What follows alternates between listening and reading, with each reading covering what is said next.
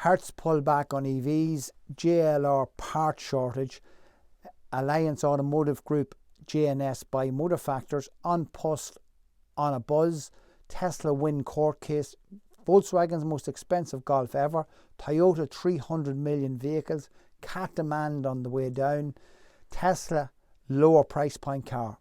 Hello, my name is Paul Callan and welcome to this week's MotorZen news.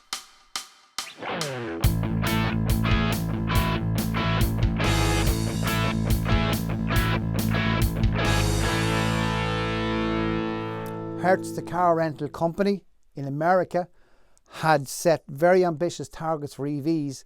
They want to have a quarter of their fleet EV by the end of the year. We featured this story some time back, and at that stage they were saying that they wanted to have 100,000 Teslas and 170,000 EVs from GM.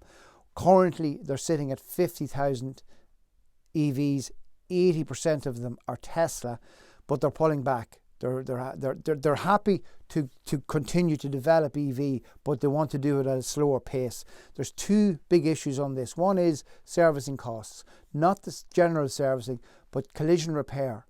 They've really underestimated the costs of repairing electric vehicles, much higher than ICE vehicles, and they hadn't factored this in originally. And then the lowering of residuals, mainly due to the fact that Tesla came into the market at the start of the year and dropped prices big time. So they found the value of their fleet dropping, and they're a little bit reluctant to grow the fleet too fast with this instability in pricing. So interesting developments there about a company that is still on board with EV, but just a little bit nervous about the market at the moment.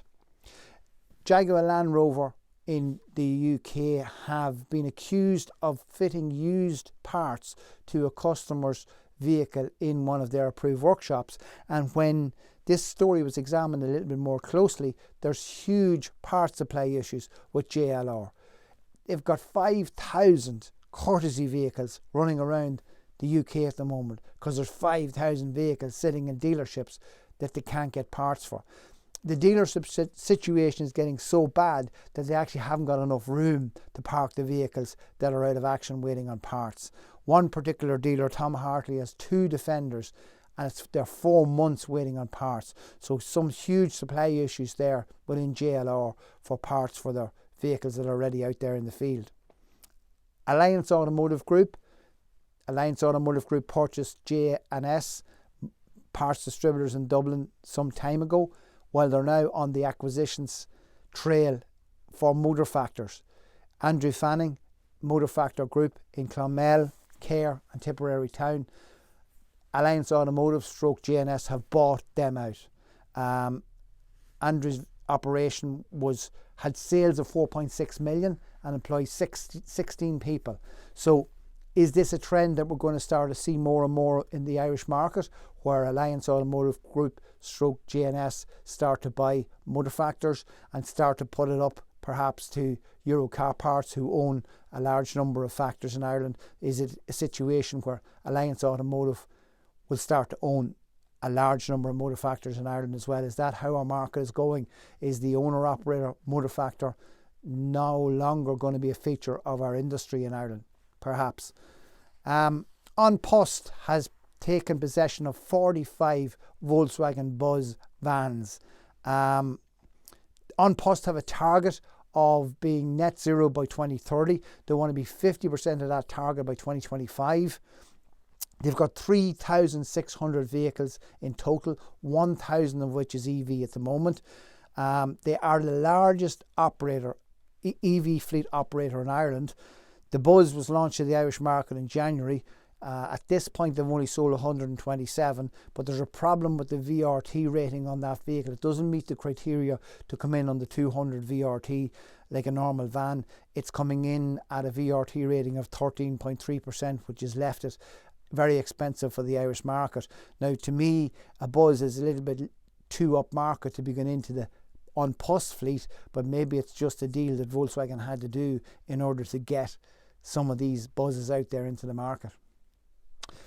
Tesla really have been the first companies to really push out autonomous driving with their autopilot system, but they've got some court cases in America pending, and one has just completed.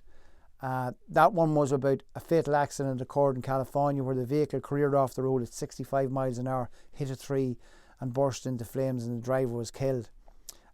In the court, Tesla claimed that the accident was due to driver error, and that, as far as they can work out, that the autopilot wasn't even being used. The jury agreed with them, and Tesla have won that case. But they've got a lot more cases coming down the track, so it's going to be interesting to see how they play out. But I think if they are successful in these cases, I think the general public's view of the autopilot stroke autonomous driving may become more acceptable. We might start to see it being used more. Volkswagen in Germany held a special event to celebrate 2 decades of Golf R. And for that event, they produced a special vehicle, which is the Golf R 333. It's 328 brake horsepower, or 333 PS, the German metric calculation of the horsepower. That's where the name comes from. This is the most expensive Golf ever sold. The list price on this car is €76,410.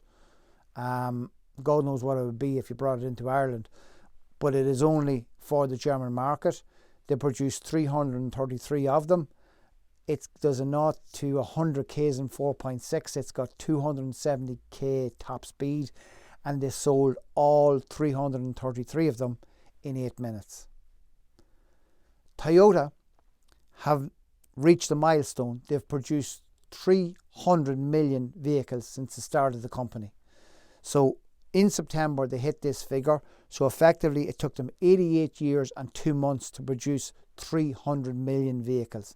They started off in 1935 with a G1 truck.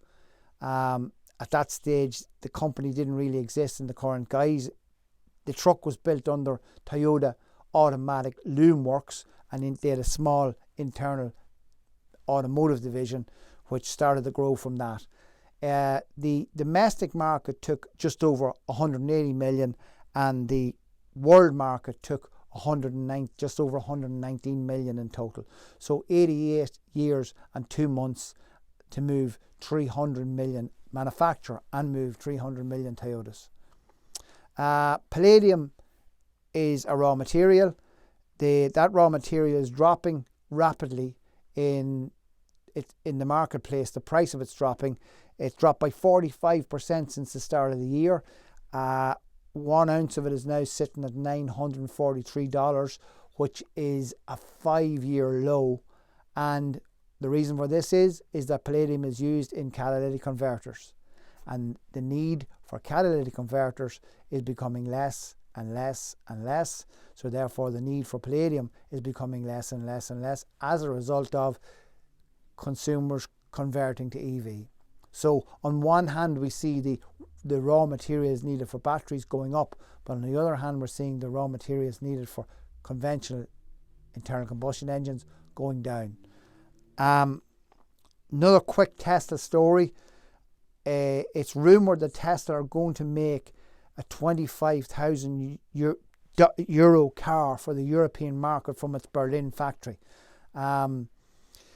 What they're saying, or what the news reports are coming out with, is that they're going to make the entire underbody from one casting.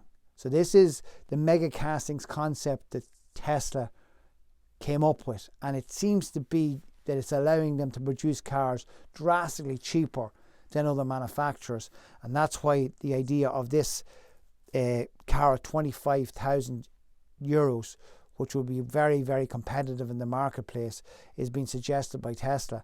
They really are becoming a problem to legacy car makers, and it seems to be that it's this mega casting concept that's allowing them to produce vehicles relatively cheap. I think up to now, and we've seen them dropping the price earlier in the year, but they've dropped the price because they've got lots of margin in the car.